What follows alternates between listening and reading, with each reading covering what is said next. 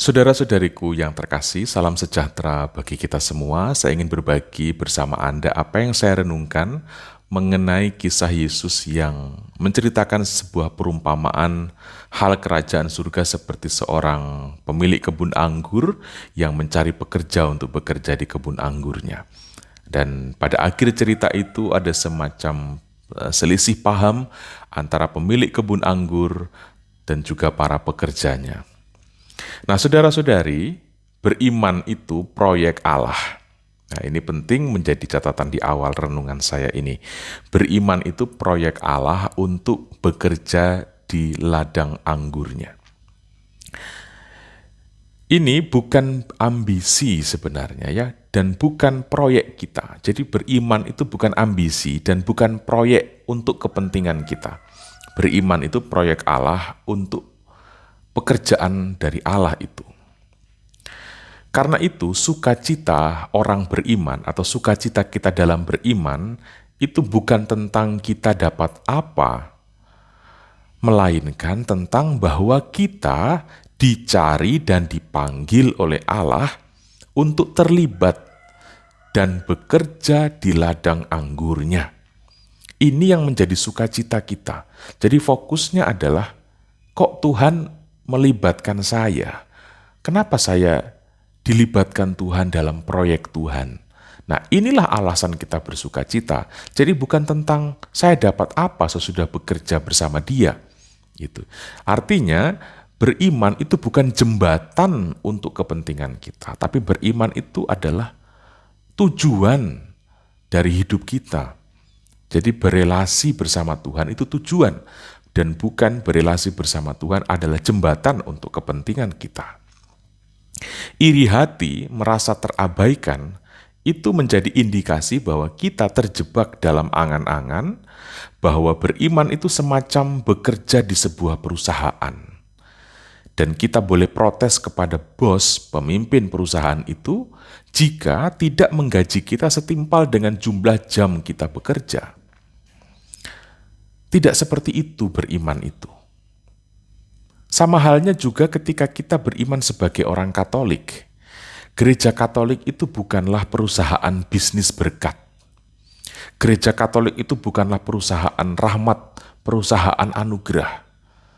Jadi kita seakan-akan bisa mengatur berkat, bisa mengatur ritme anugerah dan rahmat dari Allah dengan melakukan sejumlah kegiatan kerohanian. Misa, rosario, adorasi, ikut persekutuan doa, dan kegiatan-kegiatan keimanan lainnya. Semua aktivitas keimanan itu dilakukan pertama-tama bukan supaya kepentingan pribadi kita itu terwujud atau tergapai, tetapi supaya kepentingan Allah dapat semakin terwujud melalui kita. Itulah pentingnya kita misa, rosario, adorasi, persekutuan doa, supaya semakin terbaca apa sih kehendak Tuhan, kenapa Dia melibatkan saya dalam proyeknya, supaya kita semakin jernih membaca kepentingan Tuhan itu, dan bukan menjadikan iman sebagai jembatan untuk mewujudkan kepentingan kita. Cara berpikir ini yang seringkali tidak ada dalam banyak orang beriman. Nah, dalam beriman tidak ada sistem penggajian.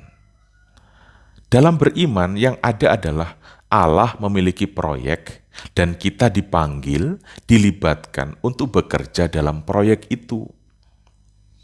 Bahwa Dia memberi kita sesuatu itu hak penuh dari Allah dan bukan itu intinya.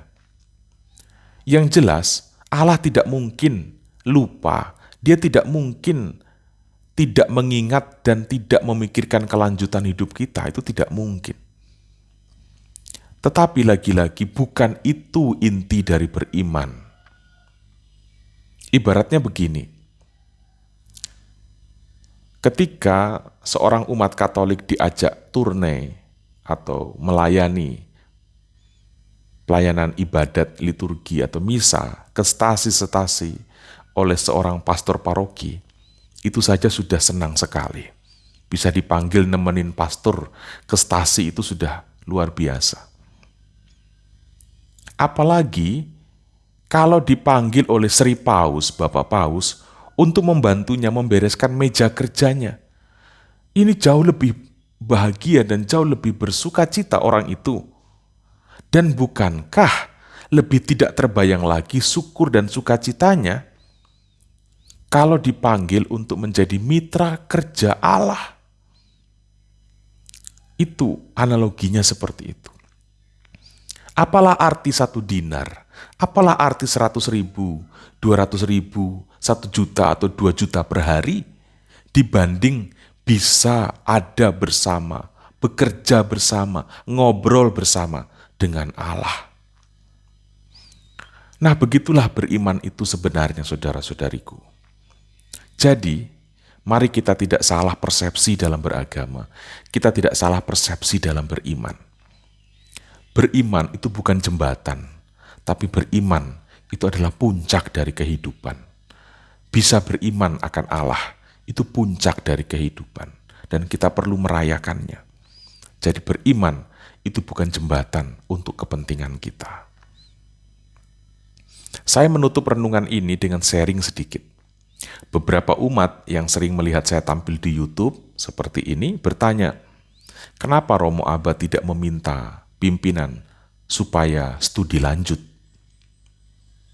Saya biasa menjawab orang-orang seperti itu dengan mengatakan, saya ini cuma kelihatan hebat di YouTube, aslinya itu saya ini orang bodoh. Untuk mengingat tanggal lahir provinsial saya saja, saya kesusahan. Tapi sejujurnya dalam hati saya berkata begini, saudara-saudariku. Dilibatkan Allah dalam imamat Yesus Kristus, itu sudah segala-galanya bagi saya. Tidak ada lagi syukur dan tidak ada lagi sukacita yang melebihi ini. Bisa terlibat bersama Allah dalam imamat ini, itu sudah anugerah dan keistimewaan yang berlebihan bagi saya. Ibaratnya tumpah ruah atas diri saya.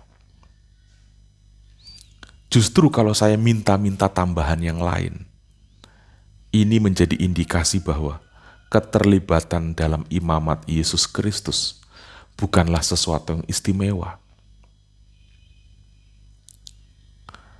Saya harap apa yang saya bagikan untuk Anda pada saat ini bisa menjadi renungan yang membangun untuk hidup beriman kita semua. Saudara-saudariku, Tuhan Yesus memberkati kita semua.